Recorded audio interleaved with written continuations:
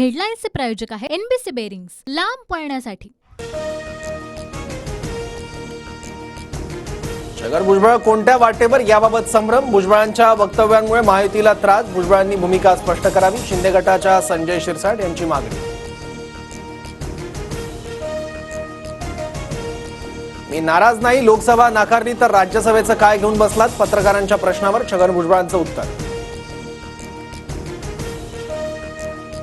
भुजबळांच्या राज्यसभेचं काय घेऊन बसलात। 4 तारखेच्या निकालानंतर सरकारच राहणार नाही, नाना पटोलेंचा टोला।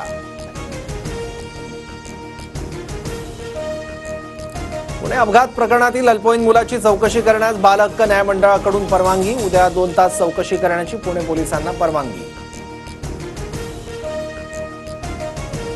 भुजबळांनी आव्हाडांना सुनावलं नाही हे दुर्दैव। महाडमध्ये आव्हाडांनी बाबासाहेबांचा फोटो फाडल्यानंतर हसन मुश्रीफांची टीका। आव्हाडांवर टीका करा पण मनुस्मृती ही जाळा। छगन भुजबळांचं मुश्रीफांना प्रत्युत्तर।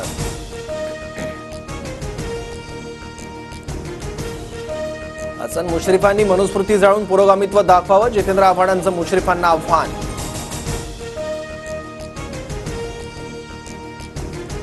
वीस तारखेच्या ठाकरेंच्या पत्रकार परिषदेची राज्य निवडणूक आयोगाकडून तपासणी। अहवाल केंद्रीय निवडणूक आयोगाला पाठवला।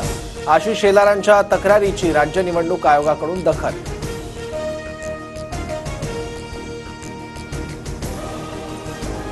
उद्धव ठाकरेंवर कायद्याने योग्य ती कारवाई होणार। आशिष शेलारांची तक्रार योग्यच, प्रवीण दरेकरांची प्रतिक्रिया। निवडणूक आयोग सरकारचा गुलाम। आशिष शेलारांच्या तक्रारीची आयोगाने दखल घेतल्यानंतर ठाकरे गटाच्या अरविंद सावंतांचा हल्लाबोल।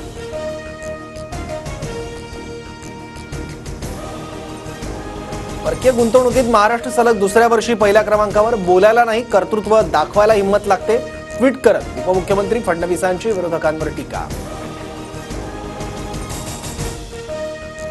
4 जूनचा निकाल सकारात्मक येईल। आतापर्यंत न पाहिलेल्या गोष्टी यंदाच्या निवडणुकीत पाहिल्या। भाजप नेते पंकजा मुंडे यांची प्रतिक्रिया। मुलुंड टोल नाक्यावर वाहनांच्या लांबच लांब रांगा। मुंबईकडून ठाण्याकडे मार्गावर वाहतूक कोंडी। मध्य रेल्वेवर विशेष ब्लॉक असल्यानं वाहनधारकांना वाहतूक कोंडीचा फटका। विठ्ठल मंदिरातील तळघरात 15व्या शतकातील विष्णूच्या 2 तर महिषासूर मर्दिनीची एक मूर्ती सापडली। तसंच पुरातन पादुका, जुनी नाणीही सापडल्याची पुरातन विभागाची माहिती। हेडलाईन्सचे प्रायोजक आहे एनबीसी बेरिंग्स, लांब पळण्यासाठी।